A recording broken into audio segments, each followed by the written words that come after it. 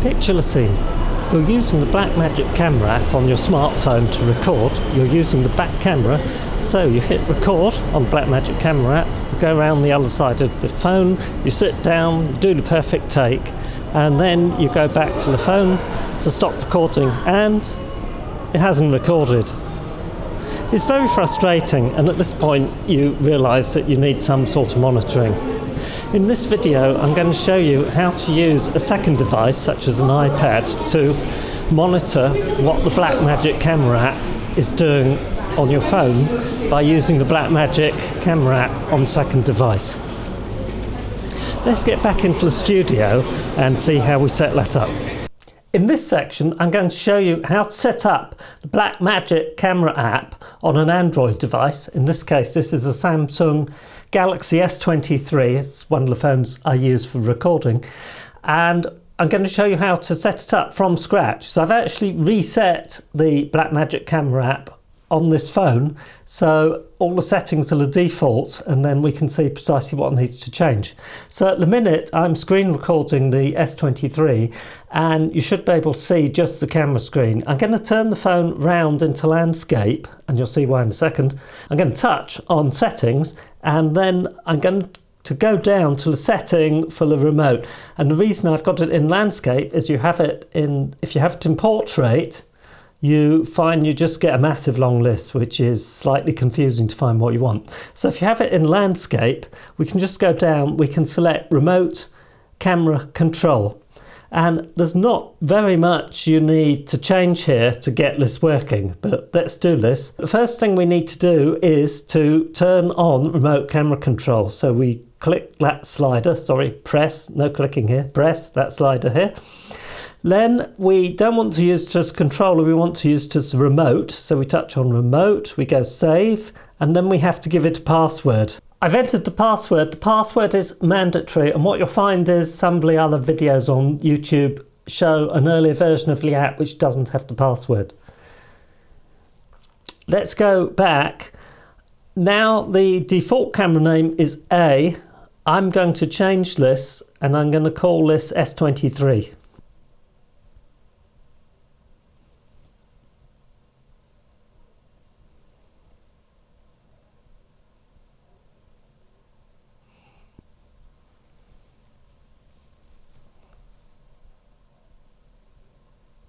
To save that, I'm going to just switch to portrait mode. And there we go, that's saved. And believe it or not, that's it, it's all set up. The next thing we need to do is to set up the iPad controller. And that is what we're going to do in the next section. I'm now going to set up the Blackmagic Camera App as the controller on my iPad Air 5th generation. So the first thing I'm going to do is to go to settings. And I'm going to go down to remote camera control, and there's three settings we need to change. So the first is we need remote camera control on. We then need use this iPad as controller, and you can see it's done that already. And we could give it a camera name, but I'm not going to do that here because we don't need it. That's it. That's actually all you need to do.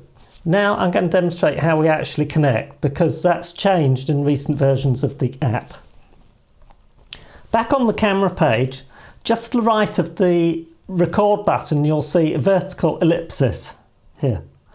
And the lowest icon of the three is the one you need to touch. And you can see here, we can see my two phones. And I'm going to connect to the S23. And you see it's connected. And now the view we have is the view on the S23. Now, you now have all the settings control on the S23. So I'm going to look at the S23, and miraculously it hasn't stopped recording because I thought something might go wrong. I'm going to click on the ISO because you'll be able to see what I'm doing. I'm going to then scroll that down and you'll see it get lighter and brighter, and you'll also see that in the recording. Let's blow it out a bit. So this is completely blown out. I'm not going to fix this in post, obviously, it's demonstration. Let's go down back to 100, which is about right-ish. So you can see that's now working. So the great thing about this is that you can now see what you're doing. And because it has the red box around it and the record button, we know we're recording. Now to switch back to the main view so that you can stop doing the control of the remote camera, you need to make sure that the controls along the top are not highlighted. At the moment you can see lenses highlighted. I could highlight the shutter speed. Now if I touch that again, you can see we have access to the vertical ellipsis, and what I'm now going to do is to add my iPhone 13 into the mix as well. And then we have both connected. Now the only issue is which one, but you can see if you look carefully it has a box that says 1 S23. If you swipe, you can swipe between your cameras, and for some reason that's frozen, but you get the general idea. Now there's perhaps one other thing we should talk about. There's quite a few other things you can do with this. You can start both cameras at once and various other things, but I think you probably know enough now to get started, and you can just explore those things at your leisure. So I'm going to wrap up here. If you've got any questions, please put them in the comments below. I hope you found that video useful. If you did, please click on the like and subscribe buttons. Have a fantastic day.